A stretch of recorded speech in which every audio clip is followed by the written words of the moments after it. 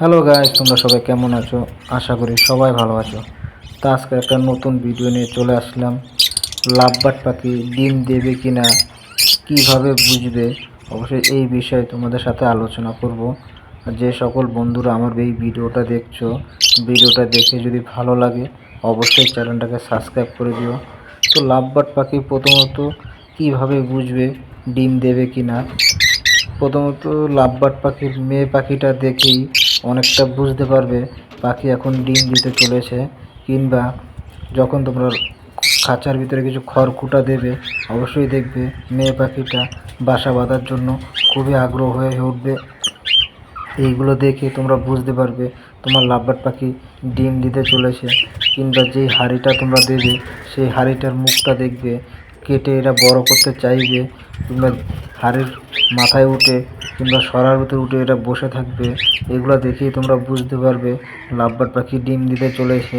কিংবা তোমরা যেই হাঁড়িটা দেবে সেই হাঁড়িটার ভিতরে দেখবে মেয়ে পাখিটা গিয়ে অনেকক্ষণ ধরে বসে থাকবে, তখনই বুঝতে পারবে তোমার লাভবার্ড পাখি ডিম দিতে চলেছে। কিংবা লাভবার্ড পাখি ডিম দেওয়ার সময় এদের খুবই ক্যালসিয়াম ভিটামিনের খুবই ঘাটতি থাকে। যেগুলো নাকি ক্যালসিয়াম ও ভিটামিন জাতীয় খাবারগুলি তোমরা দাও সেগুলো খুবই পরিমাণে খাবে। কিংবা সিডলিং যেগুলো দিচ্ছ সেইগুলো খাবার খুবই কমিয়ে দেবে। ক্যালসিয়াম জাতীয় যেসব খাবার আছে এরা তখন সেই সব খাবারগুলি খাবে। কিংবা তোমরা দেখবে হাঁড়িগুলো যখন দেবে সেই হাঁড়িগুলোর ময়লাগুলো অবশ্যই এরা পরিষ্কার করে নেবে। অবশ্যই তাহলে এই সিস্টেমগুলি দেখলে তোমরা বুঝতে পারবে তোমার লাভবার্ড পাখি ডিম দিতে চলেছে। আর লাভবার্ড পাখি যেইখানে ডিম দেবে অবশ্যই সেই জায়গাগুলি একটু নির্জন পরিবেশ জায়গাগুলি দেবে, যাতে করে লাভবার্ড পাখি খুবই সহজে সেই জায়গা পরিবেশগুলি মানিয়ে নিতে পারে। তাহলেই দেখবে তোমার লাভবার্ড পাখি খুবই সহজে তাড়াতাড়ি ডিম দিয়ে দেবে।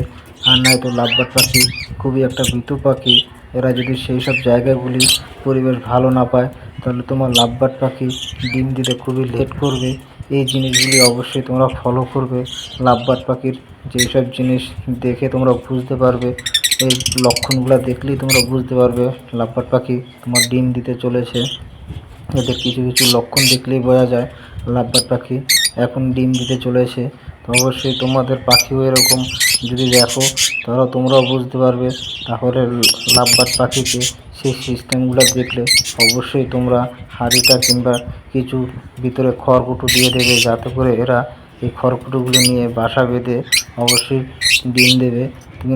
যখন তোমরা এই খড়কুটোগুলো দেবে অবশ্যই নারকেলের খড়কুটো নাহলে ঝাঁটার খেজুরের পাতার ঝাঁটা আছে এই ঝাঁটার খড়কুটোগুলো দেবে।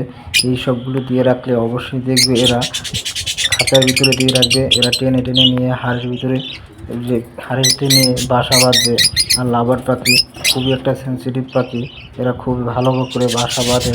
কিংবা তারপরে এরা ডিম দেয় তার আগে